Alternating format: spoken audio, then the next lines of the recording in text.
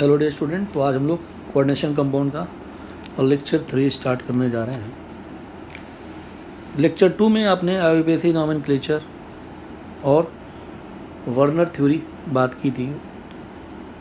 Coordination compound की पहले जो थी वर्नर थ्योरी थी, जिसमें हम लोग को पता चला था कि प्राइमरी लिंकेज और सेकेंडरी लिंकेज के बारे में, यानी कि कोऑर्डिनेशन कंपाउंड के अंदर जो कुछ नॉन आयनाइजेबल लिंकेज भी होते हैं और कुछ आयनाइजेबल लिंकेज भी होते हैं, ठीक है ना। और आज इसी क्रम में हम लोग अगली जो थ्योरी पढ़ेंगे वो है वैलेंस बॉन्ड थ्योरी, और इसके बाद अगले लेक्चर में पढ़ेंगे क्रिस्टल फील्ड थ्योरी।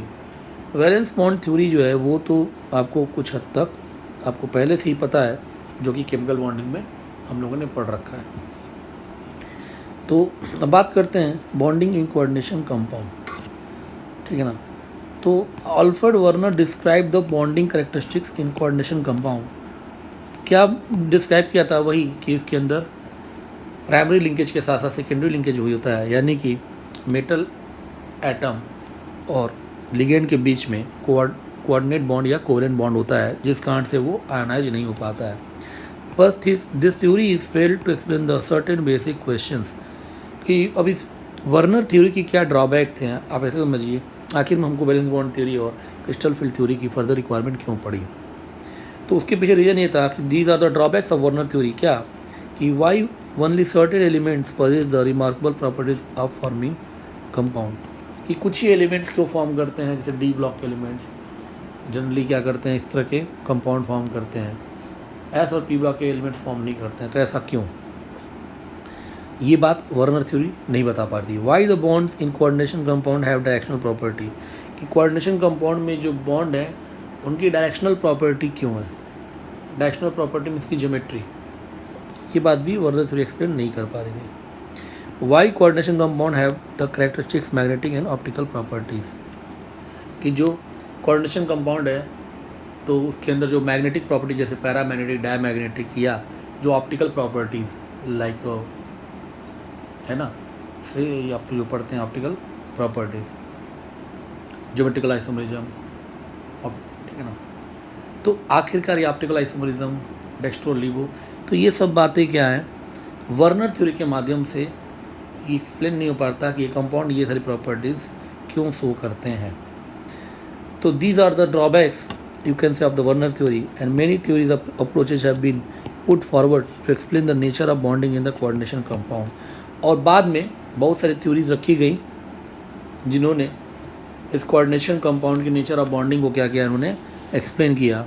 और जो थ्योरी है वो है valence bond theory, crystal field theory, ligand field theory और मॉलिक्यूलर ऑर्बिटल थ्योरी, जिसमें से हम लोग सिलेबस में एक वैलेंस बॉन्ड थ्योरी और क्रिस्टल फील्ड थ्योरी पढ़ने वाले हैं। लिगेंड फील्ड थ्योरी और मॉलिक्यूलर ऑर्बिटल थ्योरी यहाँ नहीं पढ़ने वाले हैं हम लोग। और एमओटी के बारे में थोड़ा बहुत आइडिया आप लोग केमिकल बॉन्डिंग में है। तो यहाँ मेनली हमारी ये दो थ्योरी है, फर्दर इन दो थ्योरी को हम लोग कवर करने वाले हैं, जो कि हमारे सिलेबस में है। तो these are the drawback of the Werner theory. और फर्दर और बहुत सारी थ्योरीज उन ड्रॉबैक को ख़त्म करने के लिए या नेचर ऑफ बॉन्डिंग को समझने के लिए लाई गई, जिसमें से वैलेंस बॉन्ड थ्योरी और क्रिस्टल फील्ड थ्योरी हम लोग पढ़ेंगे, और जिसमें से आज हम लोग वैलेंस बॉन्ड थ्योरी कवर कर रहे हैं। ओके, तो हम लोग बात करते हैं वैलेंस बॉन्ड थ्योरी की। तो थोड़ा बहुत आपको आइडिया है ही कि क्या है valence bond theory. VBT was extended to coordination compound by Linus Pauling in 1913। तो लाइनस पॉलिंग ने क्या किया, कोऑर्डिनेशन कंपाउंड के लिए वैलेंस बॉन्ड थ्योरी हम लोगों ने तो कोवेलेंट कंपाउंड के लिए पढ़ ही रखा था केमिकल बॉन्डिंग में, बट कोऑर्डिनेशन कंपाउंड के लिए लाइनस पॉलिंग ने फर्दर को क्या किया, एक्सटेंड किया in 1913। The formation of a complex involve reaction between a Lewis base that is ligand and Lewis acid that is metal और मेटल आयन। तो जो मेटल और कैसे ये बनता है, कॉम्प्लेक्स कैसे बनता है, कि जैसे अगर हमने बताया था आपको कि FeCN6-4, तो यहाँ Fe आपका सेंट्रल एटम है जो कि लेविस एसिड है, CN- का लिगेंड है जो कि लेविस बेस है, और ये अपना लोन पेयर इसको क्या करता है, लोन पेयर क्या करता है, इसको डोनेट करता है। ठीक है, तो वही बात कर रहा है कि formation of complex involve reaction between Lewis base that is ligand and Lewis acid that is metal atom और ion with the formation of a coordinate covalent या डेटिव बॉन्ड। तो बीच में क्या बनता है, कोऑर्डिनेट बॉन्ड बोल लीजिए, चाहे कोवलेंट बॉन्ड बोल लीजिए या डेटिव बॉन्ड्स बोल लीजिए। द मॉडल यूटिलाइज, अब इस मॉडल में क्या क्या यूज होता है, hybridization of n-1d orbital, ns orbital, np orbital. तो या तो ये सेट यूज होता है या तो ये सेट होता है ns, np और nd। तो ये दो सेट ऑफ ऑर्बिटल क्या होते हैं, यूज होते हैं, n-1d ns np या ns np और nd। Orbital of metal atom or ion to yield और set of equivalent orbital of definite geometry, यानी कि ये ऑर्बिटल क्या होते हैं, आपस में इंटरमिक्स होकर और इक्विवेलेंट ऑर्बिटल क्या करते हैं, फॉर्म करते हैं। To account for the observe structure such as octahedral, octahedral means sp3d2, square planar means dsp2 और टेट्राहेड्रल मीन्स sp3, है ना, याद आ रहा है। And magnetic properties of the complex, the number of unpaired electron measured by the magnetic movement of the compound determine which D orbital are used. ठीक है ना, तो अब मैग्नेटिक मूवमेंट आपको निकालने आता है, ये फॉर्मूला, अगर अनपेयर्ड इलेक्ट्रॉन है तो मैग्नेटिक मूवमेंट होगा, और क्या फॉर्मूला आपने पढ़ा, under root n/n+2 atomic structure में, where n is the number of unpaired electron. These hybrid orbitals are allowed to overlap with the ligand orbital. They can donate electron pair form the bonding. तो यार सी बात है कि एक Lewis base है, Lewis acid है, तो एक दूसरे को लोन पेयर क्या करेंगे, डोनेट करेंगे।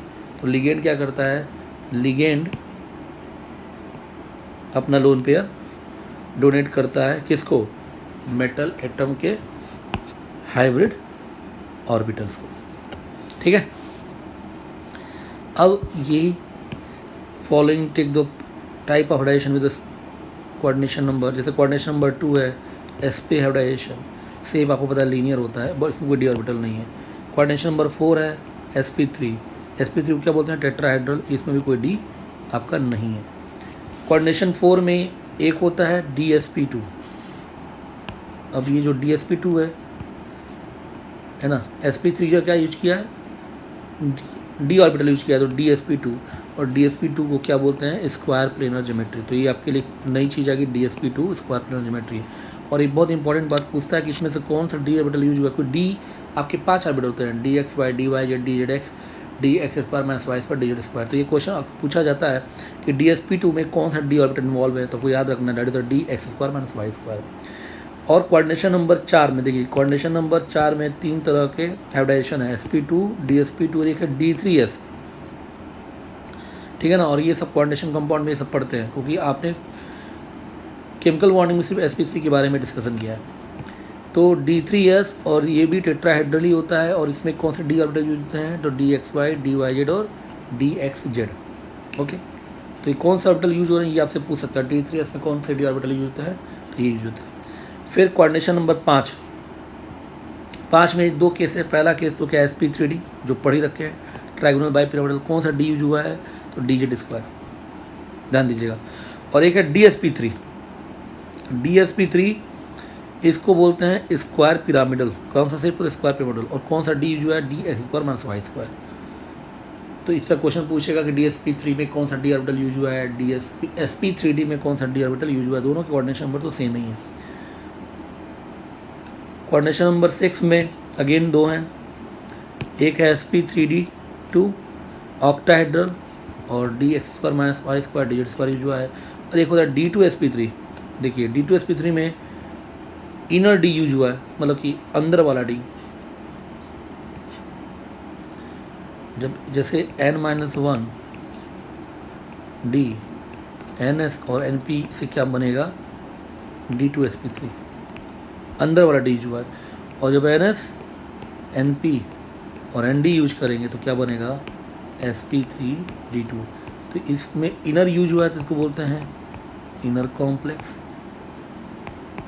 इसमें बाहर का डी यूज इसको क्या बोलते हैं, आउटर कॉम्प्लेक्स। तो क्लियर है, तो It is be noted that the hybridization of metal atom shape of complex involved can be predicted conventionally if some characteristics of the complex like magnetic nature, geometry, whether exhibit isomerism or not, etc. be known.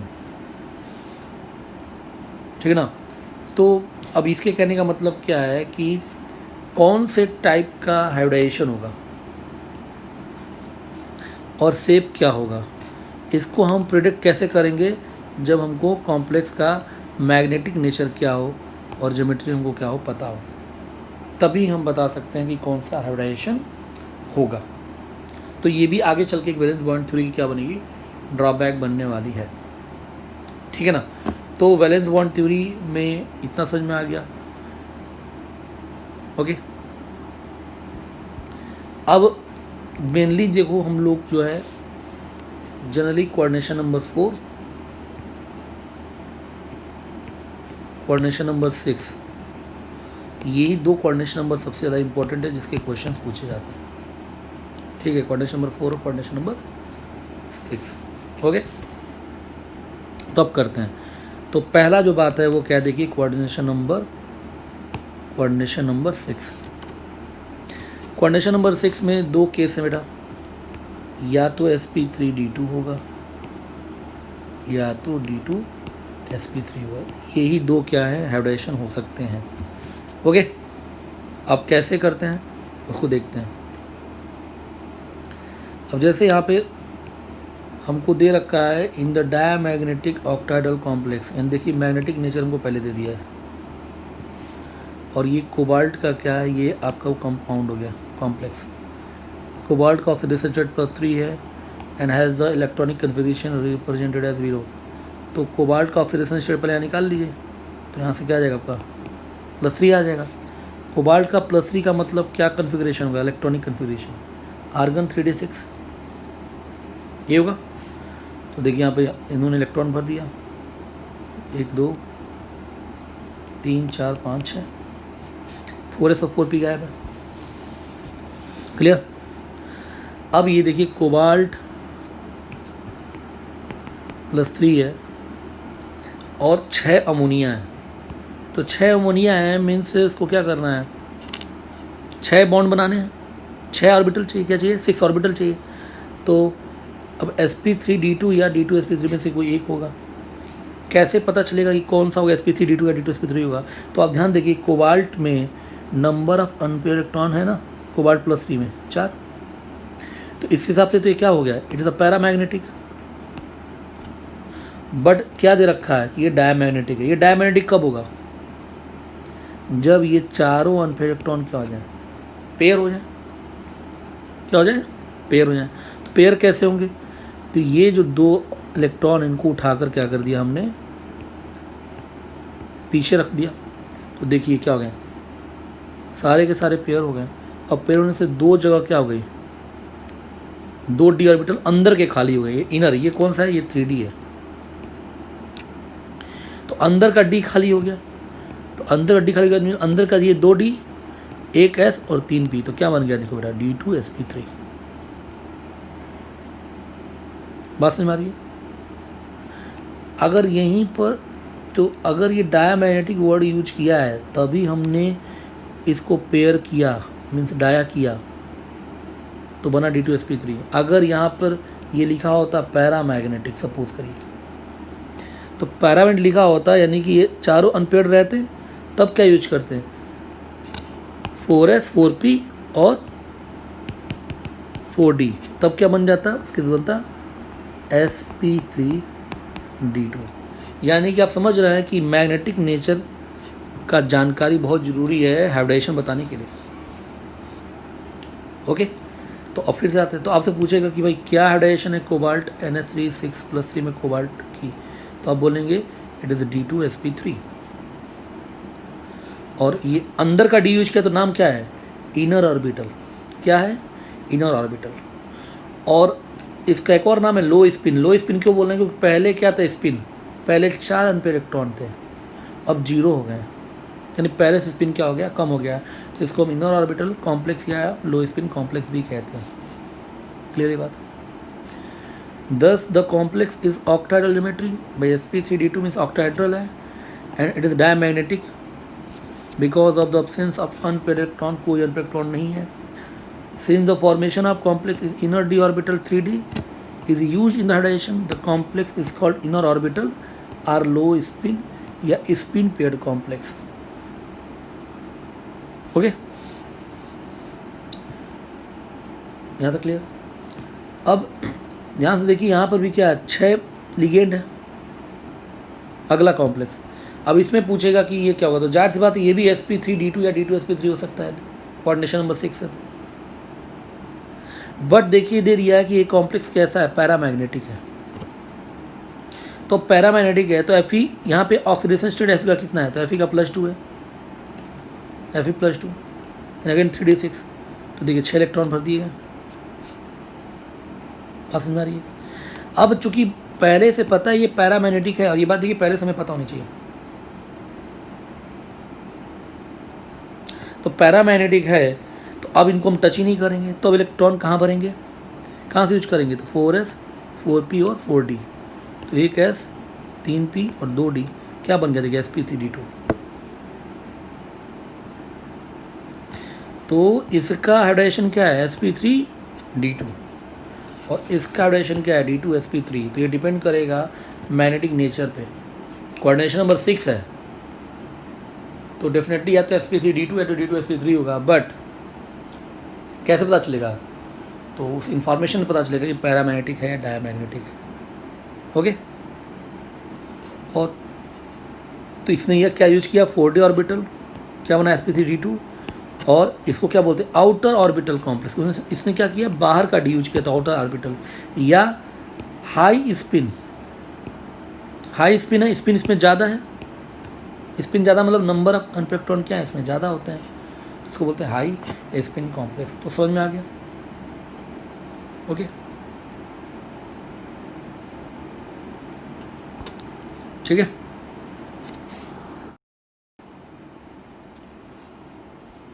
अब बात करते हैं अगला coordination number 6 के बाद coordination number 5 की.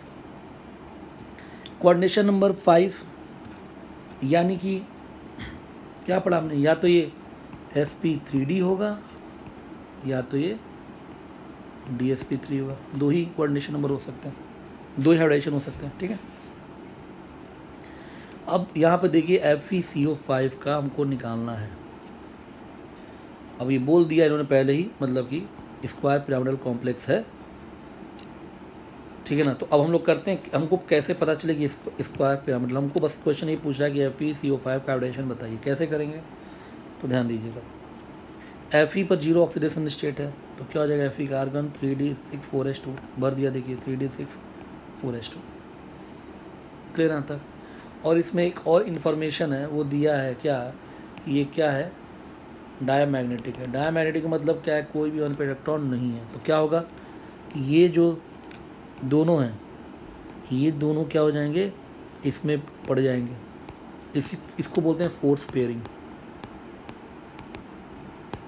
तो ये क्या हो गया, ये पहले से पेयर था, 2 फिर से पेयर हो गए.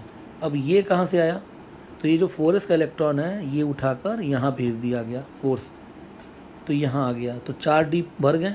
अब क्या बचा, एक d बचा, तो अंदर का d यूज कर लेंगे, और एक s और 3p. तो क्या बन गया बेटा, इट इज़ द dsp3. तो व्हाट इज़ द, और dsp3 का क्या होता है ज्योमेट्री, तभी हमने पढ़ा था, स्क्वायर पिरामिडल. कितने अनपेयर्ड इलेक्ट्रॉन हैं, तो सारे तो पेयर हैं. तो अनपेयर्ड इलेक्ट्रॉन कितने हैं, 0. तो मैग्नेटिक मोमेंट क्या होगा, यानी 20+2, वो भी कितना होगा बेटा, वो भी 0 हो जाएगा. तो आपसे क्या पूछ सकता है, hybridization, geometry, number of unpaired electron, spin, magnetic moment, और पैरा या डाया है तो ये क्या होगा, डाया मैग्नेटिक. क्लियर, क्लियर है बात ये. ठीक है. कोऑर्डिनेशन नंबर 4 की बात करेगा.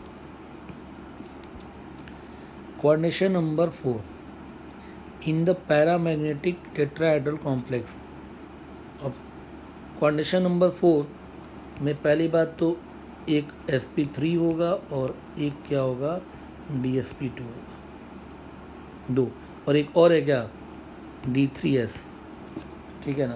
तो इसको बोलते हैं टेट्राहेड्रल, इन दोनों को, इनको बोलते हैं क्या स्क्वायर प्लेनर। तो कैसे क्या करते हैं, तो देखो क्या दे रखा है कि NiCl4-2 आपका है, ठीक है ना। अब ये हम कैसे निकालेंगे, और ये पैरामैग्नेटिक है, कैसे निकालेंगे टेट्राहेड्रल है या नहीं है। तो अब उसको करते हैं, निकल का ऑक्सीडेशन स्टेट क्या होगा NiCl4 में है, दैट इज +2। तो निकल +2 मतलब 3d8, देखिए 8 इलेक्ट्रॉन भर दीजिए, ओके। अब यहाँ पर क्या है, चूँकि ये पैरामैग्नेटिक है तो ये 2 अनपेड एज इट इज रहेंगे, तो मजबूरी ये 4 कोऑर्डिनेशन नंबर है, तो sp3 या dsp2 में से कोई एक होगा। तो इसने क्या यूज किया, एक s और 3 p, तो ये क्या बन गया, so this is the sp3। तो हम बोलेंगे NiCl4 में निकल का हाइब्रिडेशन क्या है sp3, sp3 मतलब क्या हो जाएगा बेटा टेट्राहेड्रल। और कितने अनपेड इलेक्ट्रॉन हैं, तो अनपेड इलेक्ट्रॉन 2 हैं, तो ये क्या होगा बेटा, इट इज़ अ पैरामैग्नेटिक। और मैग्नेटिक मूवमेंट n/2 पुट कर लीजिए √8। तो ये सब क्वेश्चन हो गया। तो वही देख रहा था, compound is paramagnetic since it contain 2 unpaired electron, clear. sp3 है, पैरामैग्नेटिक है, 2 अनपेड इलेक्ट्रॉन है, और स्पिन मैग्नेटिक मूवमेंट क्या √8 है। ऐसे ही अगला जो एग्जाम्पल दे रहा है, ये एग्जाम्पल ये हो गया। अगले में क्या ले लिया, NiCO4। NiCO4 में देखिए कि ये डायमैग्नेटिक है, तो अब निकल NiCO निकल पे क्या चार्ज होगा 0, तो 3d8 4s2, देखिए 3d8 4s2। अब चूंकि ये डायमैग्नेटिक है तो पहले में 2 अनपेड इलेक्ट्रॉन है, तो क्या होगा, पहले ये पेयर होगा, तो देखिए ये 4 पेयर होगा, और एक ये कहाँ से आया, तो ये 4s से आ गया, तो पूरा d भर गया। तो मजबूरी में अब क्या, 4 कोऑर्डिनेशन नंबर तो 4 ही है इसका, तो 4 बॉन्ड के लिए 4 ऑर्बिटल चाहिए, तो कौन सा यूज करेंगे, एक s और 3 p, तो ये भी क्या हो गया sp3।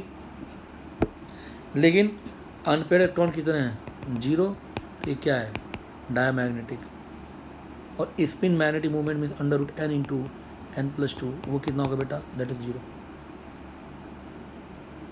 ठीक है।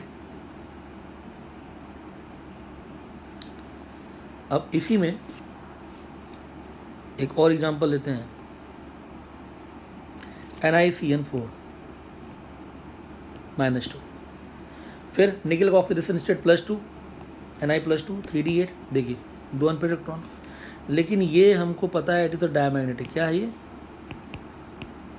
मीन्स अनपेड इलेक्ट्रॉन यहाँ पे जो है वो नहीं होंगे, तो ये होगी इसकी फोर्स पेयरिंग, तो देखिए 4 हो गया। अब यहाँ देखिए एक डी खाली हो गया है, तो एक डी और एस और 2 पी, तो क्या बन जाएगा देखो dsp2। तो NiCN4-2 क्या होता है, तो dsp2। dsp2 means what is the square, 0 unpaired electron, तो इट इज अ डायमैग्नेटिक। आया समझ में, यानी इसमें हमको मैग्नेटिक प्रॉपर्टी का जानकारी होना बहुत ही ज़्यादा ज़रूरी है। ऐसे ही देखिए एग्जांपल देखिए, कोबाल्ट बड़ा इंपॉर्टेंट एग्जांपल है, बता दिया कि square planar paramagnetic with 1 pair electron in 4p orbital scheme. कैसे निकालना है, तो कॉपर +2, तो 3d9 हो गया। अब जो यहाँ क्या है कि अमोनिया ने क्या किया, अमोनिया मुझे कोऑर्डिनेशन नंबर 4 चाहिए, तो एक तो क्या मैं sp3 बना लूँगा, लेकिन इसने क्या किया, अमोनिया ने ये जो सिंगल इलेक्ट्रॉन है इसको उठाकर कहाँ फेंक दिया, p में, तो अंदर का एक d खाली हो गया, एक s2p, तो dsp2।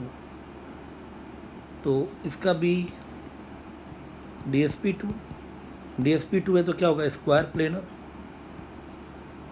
Number of unpaired electron 1, और एक है पैरामैग्नेटिक, और ये इलेक्ट्रॉन कहाँ प्रेजेंट है, तो 4p ऑर्बिटल में। तो जितने एग्जांपल हैं बहुत इंपॉर्टेंट ये सारे एग्जांपल्स हैं। तो आई होप आप लोगों को ये निकालना आ गया होगा कैसे हम लोग निकालते हैं, ठीक है।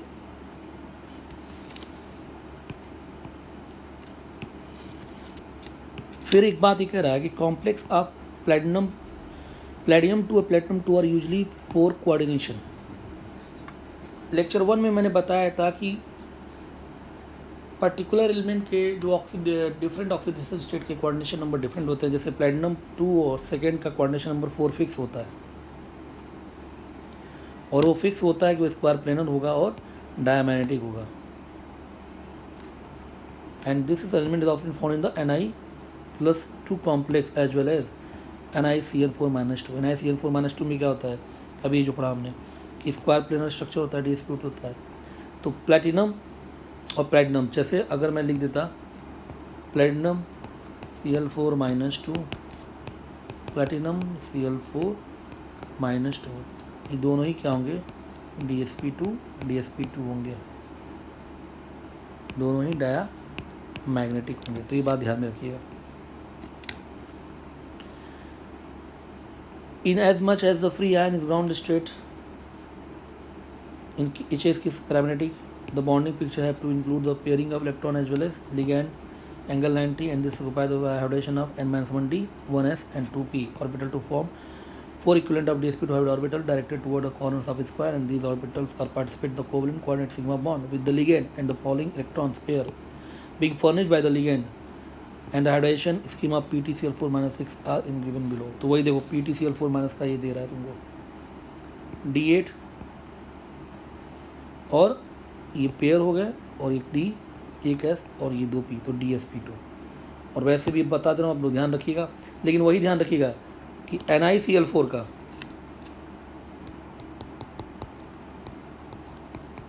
दैट इज व्हाट sp3, ये देखिए, बट ये प्लेटिनम Cl4-2 और प्लेटिनम Cl4-2 ये क्या होता है, ये होता है आपका DsP2। So you have to remember, okay.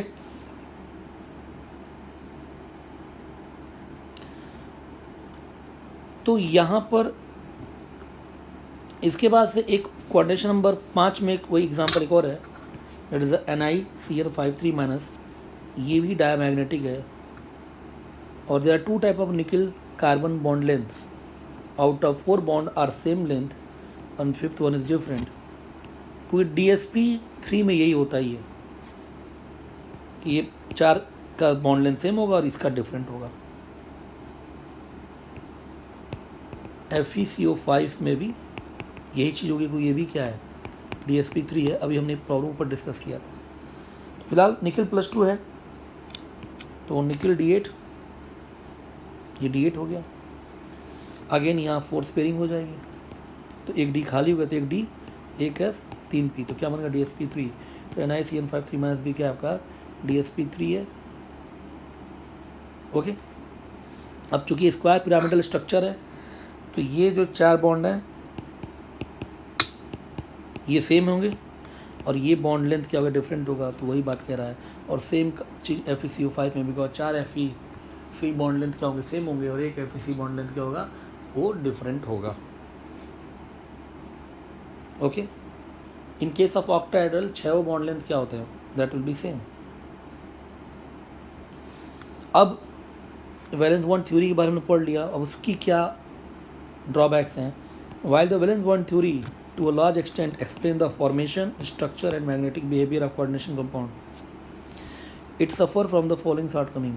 यानी वैलेंस बॉन्ड थ्योरी तो वर्नर से तो ज़्यादा बेटर निकली, क्योंकि इसने फॉर्मेशन कैसे होता है, जैसे हाइब्रिडाइजेशन की बात कर रहे हैं, लोन पेयर डोनेशन की बात कर रहे हैं, स्ट्रक्चर हमने बताया कि ऑक्टाहेड्रल कब होगा, स्क्वायर प्लेनर कब होगा, स्क्वायर पिरामिडल कब होगा, टेट्राहेड्रल कब होगा, मैग्नेटिक बिहेवियर की हम लोग यहाँ बात की। लेकिन इसके बावजूद भी इसकी कुछ कमियाँ हैं। Drawbacks of valence bond theory वो क्या है, a number of assumptions are involve, कि बहुत सारे एजम्पशन हमने क्या किया, इसमें एज्यूम करके रखा हुआ है। There is no quantitative interpretation of magnetic data. तो इसके माध्यम से हम मैग्नेटिक डाटा का क्वांटिटेटिव क्या है, कुछ आइडिया नहीं है कि एग्जैक्ट मैग्नेटिक डाटा कितना है।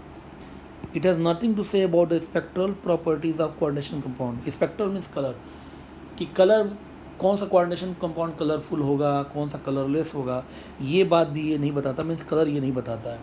It does not give the quantitative interpretation of the thermodynamic and kinetic stability of coordination compound.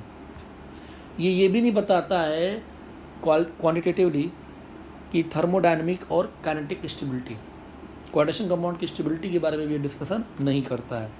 It does not make exact prediction regarding the tetrahedral या स्क्वायर पिरामिड स्ट्रक्चर, यानी कि sp3 होगा या dsp2 होगा, ये बात भी एग्जैक्ट ये नहीं बता पाता है। इसके लिए हमको क्या चाहिए होता है, वी रिक्वायर्ड मैग्नेटिक डाटा।